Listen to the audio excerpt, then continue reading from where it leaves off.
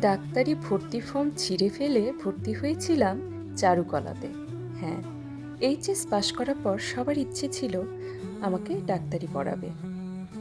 সেই গল্পটা বলছি। তার আগে বলি, আসছে ফাল্গুন, বোনের বিয়ে।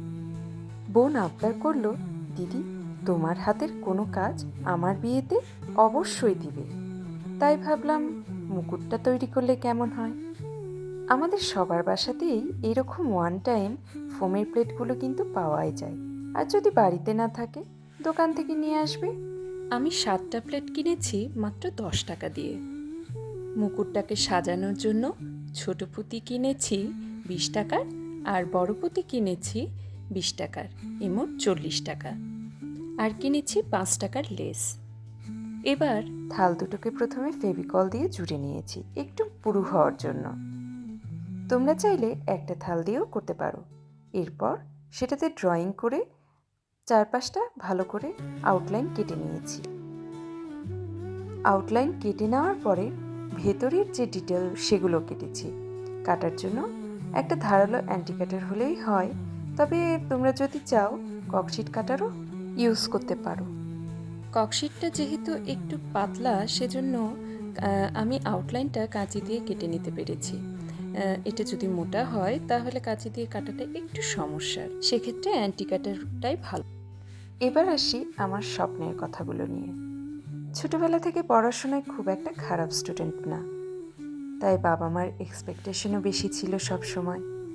এইচএসসি যখন ভালো রেজাল্ট করলাম, সবার কথা মতন আমিও মেডিকেল পরীক্ষা দিলাম। না, সরকারিতে হয়নি, তবে বেসরকারি একটা বেশ ভালো মেডিকেল কলেজে আমার ভর্তির সুযোগ পেয়েছিলাম। সবাই তো খুব খুশি, মেয়ে ডাক্তার হবে। এদিকে দাদা ভর্তির ফর্মটাও নিয়ে এসেছিলেন। আমি এদিকে রাজশাহী বিশ্ববিদ্যালয়ে নাট্যকলা, চারুকলা এবং সঙ্গীত বিভাগে অলরেডি পরীক্ষা দিয়ে রেখেছিলাম। আসলে ছোটবেলা থেকে খুব ইচ্ছে ছিল গান শেখার। বাবার ট্রান্সফারের চাকরি হওয়ার কারণে বিভিন্ন উপজেলায় সবসময় পোস্টিং হতো। সব জায়গায় সবসময় গানের শিক্ষক পাওয়া সম্ভব হয়নি, তাই গানটাও কখনো শেখা হয়নি।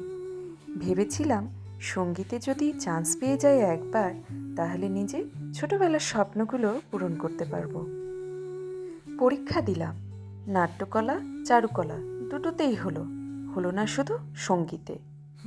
যদিও তখন আঁকিবুকি তেমন একটা পারি না, তবে বায়োলজির স্টুডেন্ট হিসেবে খুব খারাপও ছিলাম না। অবশেষে মেডিকেলে ভর্তির জন্য যখন সবাই বলছিল, তখন আমার রেজাল্ট বেরোলো এবং আমি চান্স পেয়েছি জানতে পেরে আমি আর কিছুতেই কারো কথা শুনলাম না। নিজের স্বপ্নের পিছনে ছুটলাম। আমি বললাম আমার দ্বারা ডাক্তারি সম্ভব না, হয়তো ডাক্তার হলেও খুব ভালো ডাক্তার হতে পারবো না। তার থেকে বরং চারুকলায় ভর্তি হই, ছবি আঁকি, নিজের মতন করে বাঁচি। সবাই কিছুটা সময়ের জন্য একটু দুঃখ পেলেও পরবর্তীতে আমার কথাটাই মেনে নিয়ে আমাকে রাজশাহী চারুকলায় ভর্তি করিয়ে দিল। সেখানেই আমার প্রথম আঁকাআঁকির হাতেখড়ি।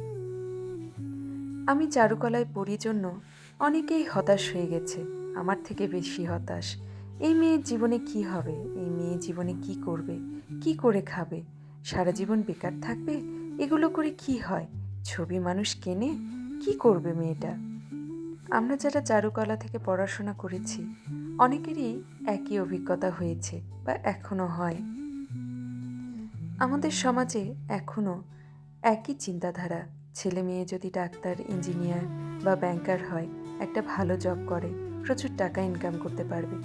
কিন্তু একটা ছেলে মেয়ে যদি চারুকলা, নাট্যকলা বা সঙ্গীতের মতন সাংস্কৃতিক অঙ্গনে পড়াশোনা করে, তাদের যে মনস্তাত্ত্বিক একটা বিকাশ হয়, সেই দিকে আমাদের বাবা মায়েরা কখনোই খেয়াল রাখে না। চারুকলায় পড়তে পড়তে যখন ধাপে ধাপে একটু উন্নতি করলাম, পড়াশোনার রেজাল্ট যখন ভালো হলো, তখন পরিবারের সবাই একটু খুশি হলো, আস্তে আস্তে মেনে নেওয়া শুরু করলো। এরপর আরও খুশি হলো যখন আমি স্কলারশিপে দেশের বাইরে চারুকলা নিয়ে পড়াশোনা করতে গেলাম। তখন তাদের খুশিতে আত্মহারা অবস্থা। এখনও যখন চিন্তা করি, তখন মনে হয় যে না, আমার সিদ্ধান্তটাই সঠিক ছিল। আমি হয়তো ডাক্তার হলে খুব ভালো ডাক্তার হতে পারতাম না, মানুষের সেবা করতে পারতাম না হয়তো। তার থেকে এটাই ভালো না, আমার হাত দিয়ে নতুন নতুন কিছু সৃষ্টি হচ্ছে, প্রত্যেক দিন নতুন সৃষ্টির আনন্দে আমি মাতোয়ারা হয়ে থাকছি। আমরা যারা শিল্পী আছি, আমাদের কাছে আমাদের প্রত্যেকটা শিল্পকর্ম নিজেদের সন্তান তুল্য। অসংখ্য নির্ঘুম রাত, অসংখ্য চিন্তা ভাবনা, সাধনা, এরপর একটা শিল্পকর্ম তৈরি হয়।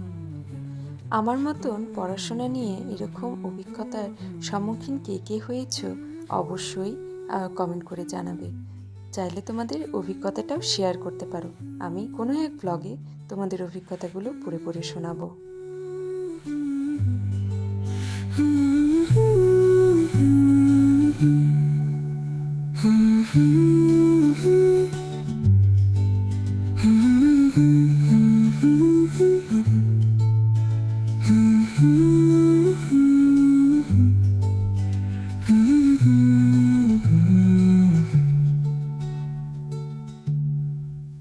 মাত্র 50 টাকার মধ্যে এই টিউটোরিয়ালটা ফলো করলে কিন্তু যারা আপকামিং ব্রাইড আছো তারা নিজেরাই নিজেদের ব্রাইডাল মুকুটটা তৈরি করে নিতে পারো। দেখতে বেশ ইউনিক হবে এবং তোমার স্পেশাল দিনটাকে আরও স্পেশাল করে তুলবে।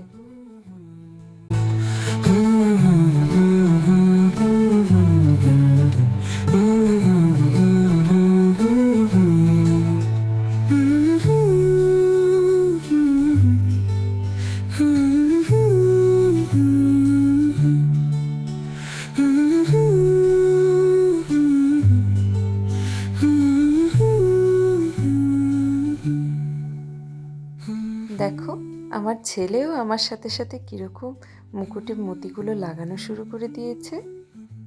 মুকুটের ফাইনাল লুকটা কেমন হলো তোমরা আমাকে অবশ্যই কমেন্ট করে জানাবে।